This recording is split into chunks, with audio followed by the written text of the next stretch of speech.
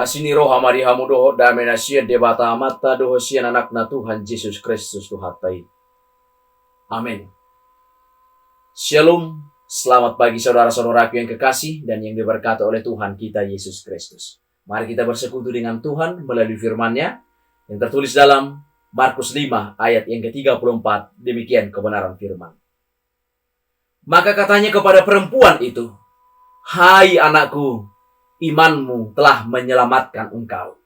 Pergilah dengan selamat dan sembuhlah dari penyakit."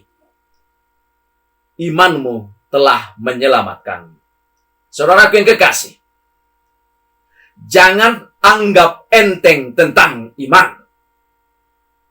Itulah kunci utama untuk mendapatkan berkat dari Allah. Sebelum Allah memberikan berkat atau mujizat, yang Dia lihat bukanlah hal-hal yang lain, melainkan apakah engkau beriman atau tidak. Sewaktu Paulus memberitakan Injil di Listra, ada seseorang yang lumpuh sejak lahir.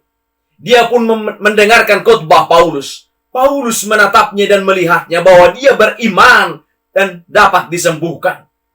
Lalu Paulus dengan suara nyaring berkata dalam Kisah Para Rasul 14 ayat 8 sampai dengan 10. "Berdirilah tegak di atas kakimu." Dan orang itu melonjak berdiri, lalu berjalan kian kemari. Orang yang lumpuh sejak lahir ini mendapatkan anugerah yang demikian besar, dan tidak lain adalah karena imannya. Jadi iman adalah faktor penting untuk menentukan apakah seseorang akan mendapatkan anugerah atau tidak. Kita berada di abad yang ke-21, di mana ilmu pengetahuan dan teknologi berkembang sangat pesat.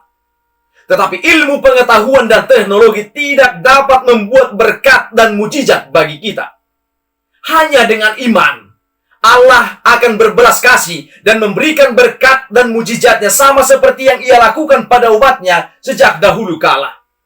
Dengan iman, Gideon dan pasukan yang hanya berjumlah 300 orang dapat mengalahkan tentara gabungan Midian yang banyaknya seperti pasir di pantai laut dengan iman juga. Daud dengan menggunakan umpan batu dapat membunuh Goliat, seorang raksasa.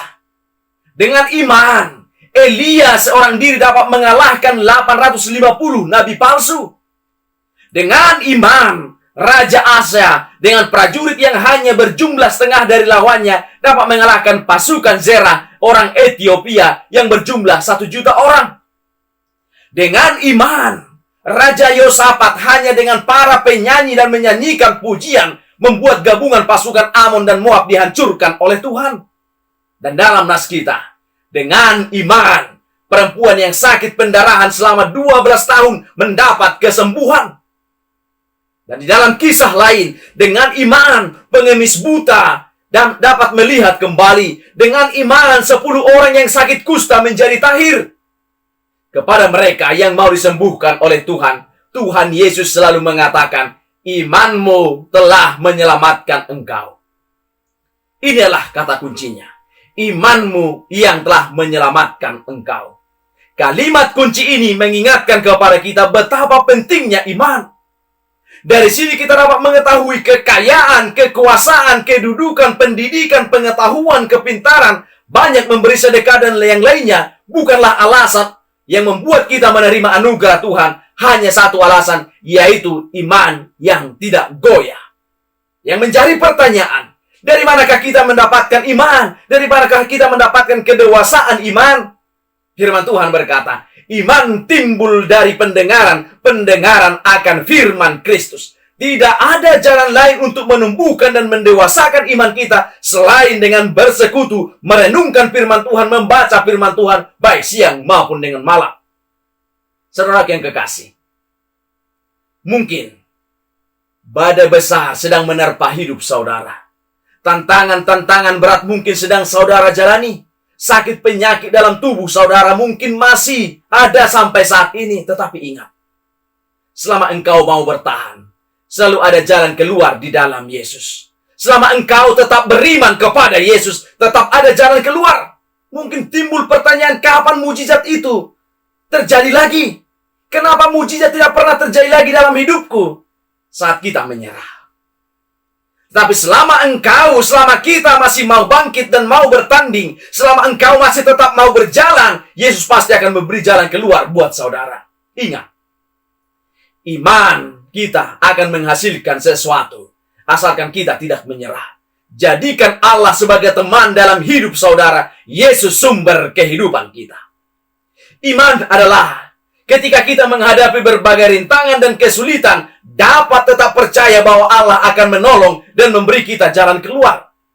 Iman adalah tak kala logika manusia berkata tidak mungkin, tetapi kita percaya bahwa bagi Allah tidak ada yang mustahil. Meyakini kuasa Tuhan dan tidak mudah berputus asa juga harus kita miliki dalam kehidupan iman kita. Jangan pernah berdiam diri dalam kegelapan keputusasaan. Datanglah kepada Yesus dengan penuh iman dan beritahukan apa yang saudara harapkan dari Dia. Bila Dia berkenan, Dia akan menolong. Selamat berkarya bagi Tuhan. Amin. Kita bersama berdoa dalam doa Bapa kami. Bapa kami yang di sorga, dikuduskanlah namamu. Datanglah kerajaan-Mu. Jadilah kehendak-Mu di bumi seperti di sorga. Berikanlah kami pada hari ini makanan kami yang secukupnya. Dan ampunilah kami akan kesalahan kami, seperti kami juga telah mengampuni orang yang bersalah kepada kami.